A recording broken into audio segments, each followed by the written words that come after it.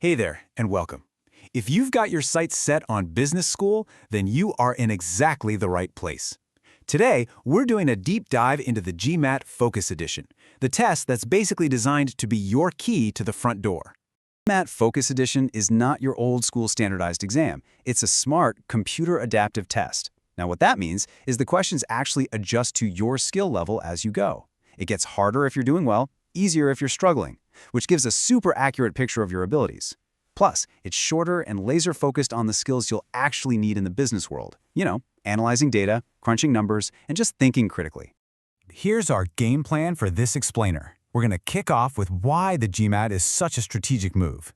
Then, we'll map out the test itself, look at some of its really cool features, decode what your final score means, and then wrap up with how you can get registered.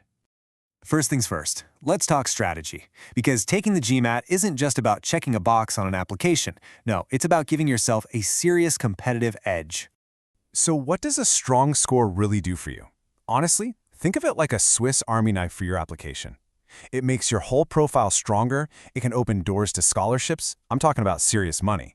It proves to schools you're ready for their tough classes, and it really puts a nice bow on all that work experience you've already got. All right, so we know why it's a good idea, but what does the test actually look like? Let's pull out the map and take a look at the structure you'll see on test day.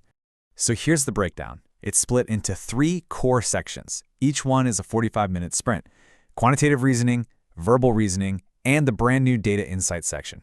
Each one gets its own score, and then they all roll up into your total score.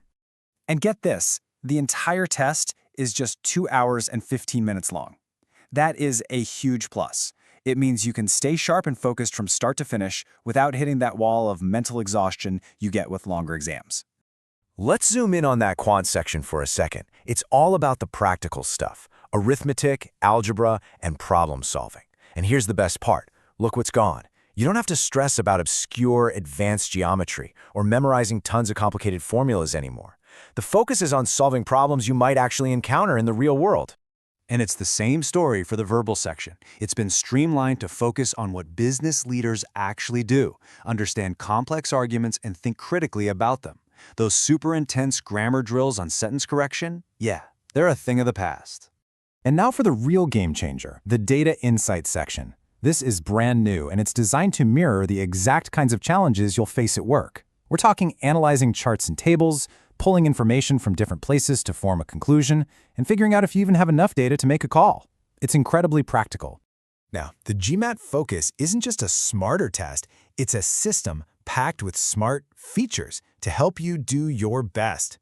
And you should really think of these less as rules and more as tools that you can use to your advantage. You get so much more control now. For starters, you can choose the order you take the sections in, so you can lead with your strongest subject. You also get an optional 10-minute break to recharge. And, maybe the most important thing, you can actually go back and edit your answers. I mean, this is huge. You can bookmark any questions you're a bit shaky on, finish out the section, and then circle back to review and change up to 3 of your answers. It's basically a safety net that lets you manage your time and your confidence way more effectively. Okay, so you've made it through the test. A little while later, that official score report hits your inbox. Let's take a minute to decode what those numbers mean in this new scoring system. The first thing you'll notice is that the scale is updated. Your new total score will be somewhere between a 205 and an 805, and each of the 3 sections, quant, verbal, and data insights, gets its own score on a scale from 60 to 90. It's a much more detailed breakdown of your strengths. Which, of course, brings us to the million-dollar question, right? You get your number back, but what's actually considered a good score? Now, every school is going to be a little different, but a really strong target to shoot for is a 645 or higher. If you can land in that range, you're going to be a very competitive applicant at a lot of the world's top MBA programs. Feeling fired up? Good. Let's channel that energy into our final section and talk about the practical next steps for getting yourself registered and ready to go. Okay, here are the key facts you got to know.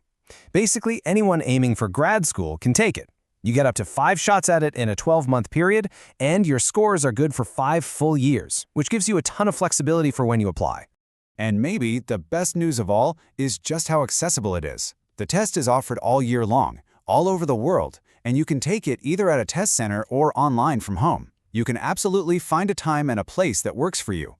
So there you have it. That's the GMAT Focus Edition. Smarter, shorter, and more relevant to your career than ever before.